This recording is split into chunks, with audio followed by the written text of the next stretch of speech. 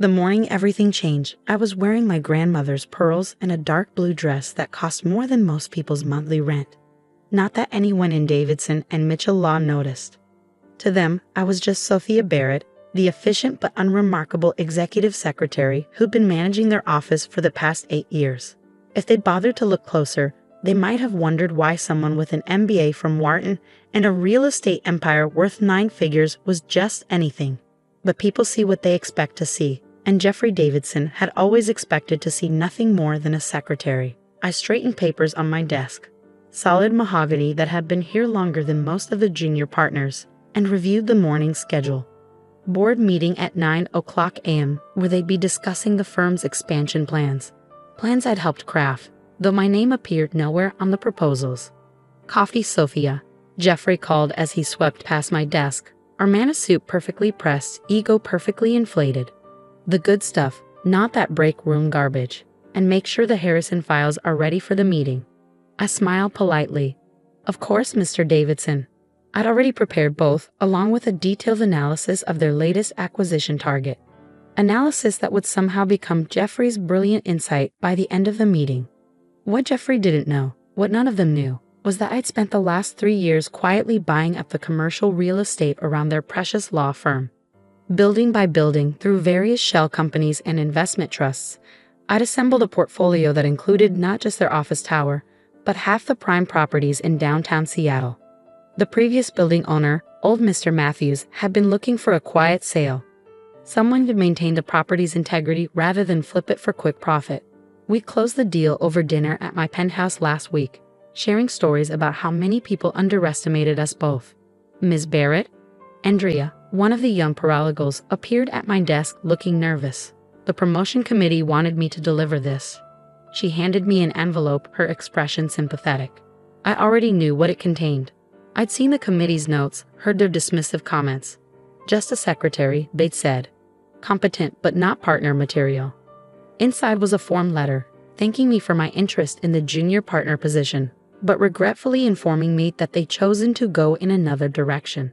That direction, I knew, was Bradley Thompson III, fresh out of law school with mediocre grades but excellent family connections. "Thank you, Andrea," I said, tucking the letter into my desk drawer. She lingered, clearly wanting to say more. "It's not fair," she finally burst out. "You basically run this place. Everyone knows it." I met her eyes, seeing in them the same fire I'd had at her age. "Life rarely is fair, Andrea, but it is interesting." The board meeting started precisely at 9:00 a.m. I sat in my usual corner, taking notes while the partners discussed their grand plans for expansion. They needed another floor, they decided. The firm was growing, and their current space wouldn't suffice. Jeffrey leaned back in his chair, confident as always. "I'll talk to building management, see if we can negotiate something reasonable." I made a note in my leather-bound notebook, my handwriting precise and unhurried. In 3 days, they'd learned that building management had changed, that their lease, up for renewal next month, was now under new ownership. The meeting continued, partners pontificating about market dominance and growth strategies. I recorded it all, adding my own observations in a simple cipher I developed years ago. Knowledge, after all, was power. And I had 8 years of knowledge about every deal, every client, every secret that passed through these walls. At lunch, Jeffrey called me into his office. The rejection letter sat on his desk. "Sophia," he said, not bothering to look up from his phone. "About your application, I trust you understand our decision." I stood quietly, hands clasped in front of me. "Of course, Mr. Davidson. It's nothing personal. You're excellent at what you do. Invaluable, really. But partner? That's not really your place." I watched him, this man who thought he held all the cards, who believed his position at the top was unassailable. "And what exactly is my place, Mr. Davidson?" He looked up then, irritation flickering across his features. "Don't be difficult, Sophia. You're a secretary, a very good one, but still just a secretary. Know your place and stay in it." The words hung in the air between us, heavy with condescension. I smiled, the same pleasant, professional smile I'd worn for 8 years. "Thank you for the clarity, Mr. Davidson. Will there be anything else?" He waved me away, already forgetting our conversation.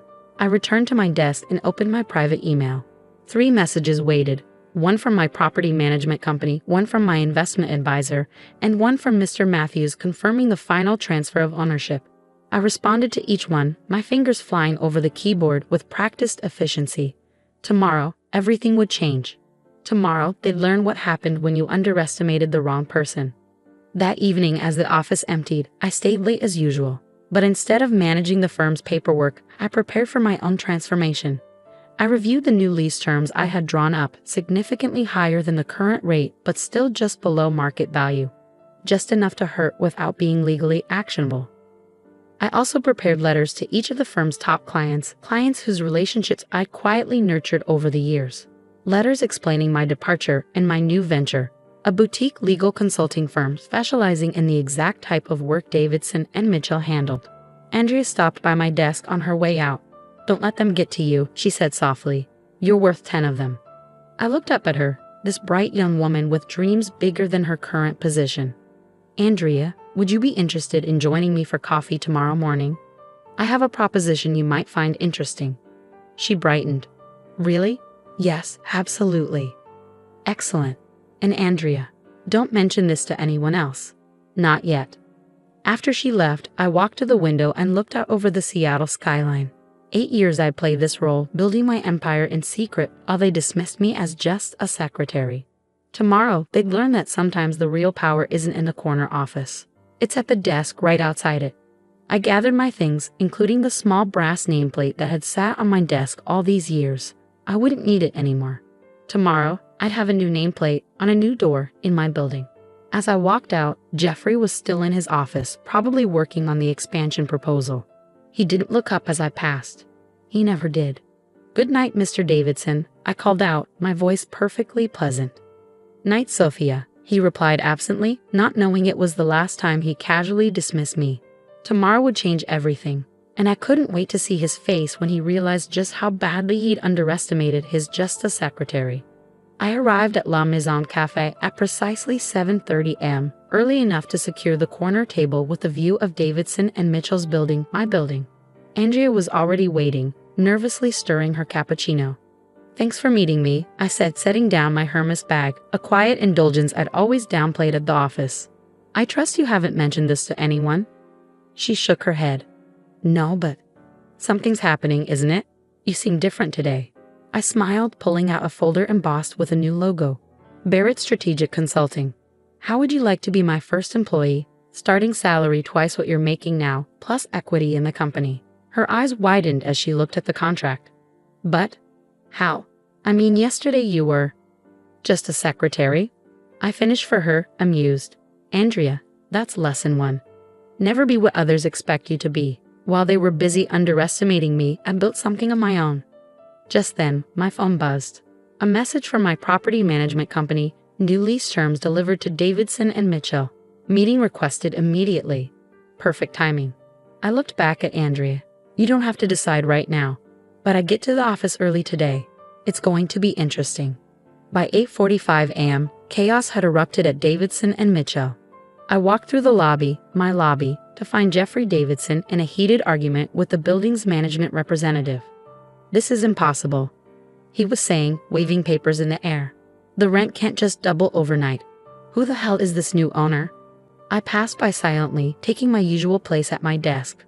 For now, the morning board meeting had been hastily rescheduled to address the rental crisis. I sat in my corner, notebook ready, watching the partners file in. Their faces were tight with worry, their usual confidence replaced by confusion and fear. "This is outrageous," Jeffrey began, standing at the head of the table. "Some mystery buyer has acquired the building and is trying to force us out with these ridiculous terms. We need options, people." "We could look at other properties," Bradley Thompson Ayala suggested, shooting a smug glance my way. He'd been particularly pleased about getting the promotion over me. "In this market," another partner scoffed, "everything comparable is either occupied or even more expensive. Plus, moving would cost a fortune." "What about legal action?" Jeffrey demanded. "There must be something." "Actually," I said quietly, speaking up for the first time in 8 years of board meetings, "the new terms are completely legal. I made sure of that." The room fell silent. Every head turned toward me. "You, what?" Jeffrey asked, his face reddening. I stood smoothing my designer dress. No more hiding my success in modest outfits. The new owner reviewed all options carefully before setting the new terms. Everything is well within market rates and legal parameters. How would you know that? Bradley sneered. I smiled, reaching into my bag for a stack of documents. Because, Mr. Thompson, I am the new owner, not just of this building, but of the entire block, and several others downtown. The silence that followed was absolute. I could almost hear their minds racing, re-evaluating every interaction, every dismissive comment, every time they called me just a secretary. That's impossible, Jeffrey sputtered. You're a secretary? No, Mr. Davidson. I was pretending to be a secretary while building my real estate empire. There's a difference. I began distributing the documents. These are your options. Option 1. Accept the new lease terms, effective immediately. Option 2. Vacate the premises within 60 days as per the original lease agreement. Bradley jumped up. This is blackmail. This is business, I corrected him. The same business you claimed I wasn't qualified to participate in when you denied my partnership application. One of the senior partners, Elizabeth Chen, had been studying me with newfound respect. How long? She asked quietly. How long have you owned? 3 years for my first building, I replied. This one officially became mine last week. Perfect timing, wouldn't you say? Jeffrey had collapsed into his chair, his face ashen. Why? He managed. Why work as a secretary if you owned? Knowledge is power, Mr. Davidson. You taught me that, though not in the way you intended. Every client meeting, every deal, every secret that passed through this office, I learned from all of it, built on it. While you were busy looking down on me, I was looking at the bigger picture. I walked to the window, my window now, and gazed out at the city skyline. By the way, I'm resigning, effective immediately, though I suspect you figured that out. You can't do this, Jeffrey said, but his voice had lost its usual authority. We'll fight it. I turned back to face them. You can try, but consider this. I know every weakness in this firm. Every ethical gray area, every questionable decision, every client you've overcharged or underserved. I've documented it all. I patted my notebook. 8 years of notes, gentlemen. Care to test how detailed they are? The threat hung in the air, unspoken but clear. They could fight me, but they wouldn't win. Elizabeth Chen stood up. I'd like to speak with Ms. Barrett privately, she announced. And I suggest the rest of you start seriously considering those options she presented. As the others filed out, looking shell-shocked, Andrea appeared at the door. She was carrying a box of her belongings. I quit, she announced, grinning. I'm accepting that job offer, Ms. Barrett, if it's still open. It absolutely is, I replied. And please call me Sophia. The rest of that morning passed in a blur of activity. Word spread quickly through the office. The quiet secretary, who'd been invisible for so long, was suddenly the most powerful person in the building, literally. By lunch, 3 more employees had resigned to join my new venture. By afternoon, 2 of Davidson and Mitchell's biggest clients had requested meetings with me. I sat in my old desk one last time, watching Jeffrey pace in his office, making frantic phone calls. He tried calling his own real estate contacts, only to discover I owned most of the suitable properties in the area. He tried threatening legal action, only to have his own attorneys remind him of how much I knew about the firm's operations. He even tried appealing to my sympathy, sending Elizabeth to negotiate. But I'd spent 8 years being sympathetic. Now it was time for something else. As the day drew to a close, I stood to leave. Jeffrey stepped out of his office, looking somehow older than he had that morning. Sophia, he called out, his voice strained. Please, let's discuss this reasonably. I paused, turning to face him. Reasonable? Like how you reasonably explained that I should know my place. He flinched. I was wrong. Obviously, I was wrong about you. We can fix this, make you a partner, give you whatever position you want. Oh, Mr. Davidson, I said softly, you still don't understand. I don't want a position in your firm. I want your firm to be a tenant in my building, and now it is.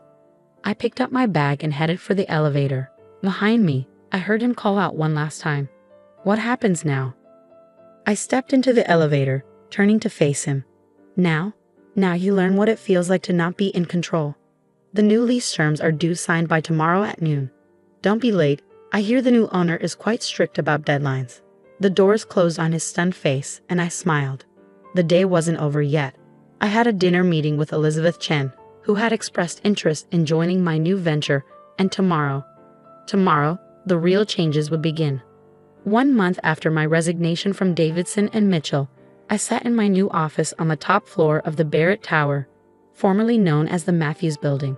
Floor-to-ceiling windows offered a panoramic view of Seattle's skyline, including the 6 other properties I owned in the downtown core. Andrea knocked and entered, tablet in hand. The Davidson and Mitchell partners are here for the lease negotiation. Should I make them wait? I glanced at the antique clock on my wall. A piece I bought at auction years ago, but kept in storage until now. They were 7 minutes early, desperately trying to show good faith. Give them 5 minutes, I replied, adjusting my channel jacket.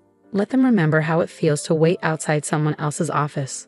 My new headquarters occupied the entire top floor, designed with the quiet elegance I'd always appreciated but never flaunted. The reception area featured original artwork from local artists I'd been supporting anonymously for years. The conference room showcased views of Elliott Bay.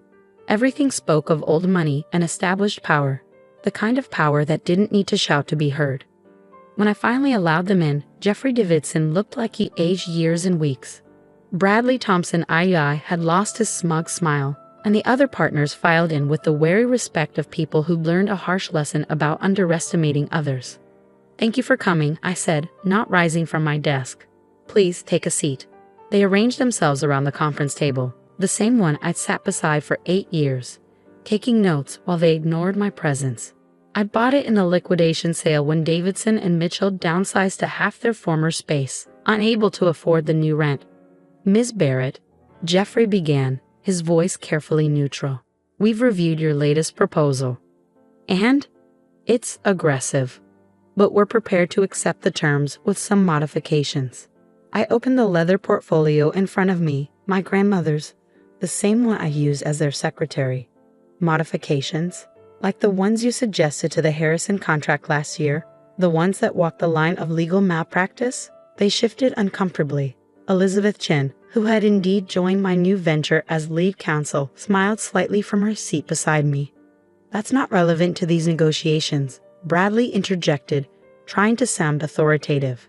"Everything is relevant, Mr. Thompson. That's something you learn when you pay attention instead of relying on family connections." I let that sink in before continuing. "But you're right, let's focus on the present." I pressed a button on my desk, and a screen descended from the ceiling. "These are your current financials. Notice the pattern. Client retention down 40%, revenue dropped 35% last quarter, and 3 more partners are considering departure. How did you get this information?" Jeffrey demanded. I smiled. "The same way I got everything else, by being invisible while you were being careless. But that's not important right now. What's important is your future, or rather, if you'll have one." Elizabeth handed each of them a new document. "This is our final offer. The rent stays as is, but we're willing to offer a longer-term lease, with conditions." They read in silence, faces growing paler with each page. "This is impossible," Jeffrey finally said. "You want a controlling interest in Davidson and Mitchell?" "Not want, Mr. Davidson. Have. Check the fine print of your partnership agreement, the one I helped draft 8 years ago. Your firm's debt ratio now exceeds the stability threshold. As your primary creditor, through various holdings, I can exercise the conversion option." The room erupted in chaos. Partners talking over each other, papers being shuffled, faces reddening with anger and fear. I let them vent for exactly 1 minute before raising my hand. The silence that followed was immediate. They'd learned at least that much. "Gentlemen, let me be clear. Your firm is failing. Not because I raised the rent, but because you never understood what made you successful in the first place. It wasn't your name on the door or your expensive suits. It was the people you overlooked, the ones who actually did the work while you took the credit." I stood walking to the window. "I'm offering you a chance to survive, to become part of something bigger. Barrett Strategic Holdings isn't just a real estate company. We're redefining how business is done in this city." "By taking over your former employers?" Bradley asked bitterly. "No, Mr. Thompson. By recognizing talent wherever it exists. By building something that values substance over status." I turned back to face them. "Elizabeth left your firm to join me. So did Andrea, and 17 other employees. Want to know why? None of them spoke, because I saw them. All those years while you were ignoring us, we were building relationships, supporting each other, creating a network that now spans every major company in Seattle. My phone buzzed. A message from my property management team. 3 more tenants had signed with us, fleeing Davidson and Mitchell's sinking ship. You have 24 hours to decide, I continued. Join us, under new leadership and new principles, or find new offices outside the city center. I hear there's space available in Tacoma. Jeffrey stood slowly, his shoulders slumped. You planned this all along, didn't you? Every detail. No, Mr. Davidson, you planned it. Every time you called me just a secretary. Every time you took credit for my work. Every time you reminded me to know my place. You taught me exactly what kind of leader not to be. After they left, Elizabeth stayed behind. That was impressive, she said. But why give them any chance at all? Why not just let them fail? I sat back down, touching my grandmother's pearls. Because success isn't about destruction. It's about transformation. They'll either learn to adapt or they'll disappear. Either way, the landscape of power in this city has already changed. The next day, news broke of the acquisition. Barrett Strategic Holdings acquires Davidson and Mitchell in historic deal. Read the headlines. The business world buzzed with speculation about the mysterious woman who'd built an empire right under everyone's noses. Reporters called, wanting to know how a simple secretary had orchestrated such a takeover. I declined all interviews, letting the results speak for themselves. 1 week later, I called a company-wide meeting. The old Davidson and Mitchell staff, now Barrett Strategic employees, filled the auditorium. Jeffrey and the former partners sat in the back row, their new positions still uncertain. Some of you knew me as a secretary, I began. Others as your landlord. Now you know me as your CEO. But titles aren't what matter here. What matters is vision, dedication, and the courage to be more than what others expect of you. I gestured to Andrea, now my chief of operations, and Elizabeth, my general counsel. Look around. The people you once overlooked are now your leaders, not because of their names or their connections, but because of their talent and their integrity. In the following months, Barrett Strategic Holdings transformed Seattle's business landscape. We acquired 3 more firms, renovated 5 buildings, and launched a foundation supporting women entrepreneurs. Jeffrey Davidson eventually retired, unable to adapt to his new role. Bradley Thompson II left for a smaller firm in Tacoma. But others, those who learned to see beyond their prejudices, found new success under our leadership. 1 year after my resignation, I sat in my office reviewing applications for our new mentorship program. A knock at the door revealed Paul, my old security guard from Davidson and Mitchell, now head of building security for all Barrett properties. Ms. Barrett, he said with a smile, your next appointment is here. Another former secretary looking to invest in real estate.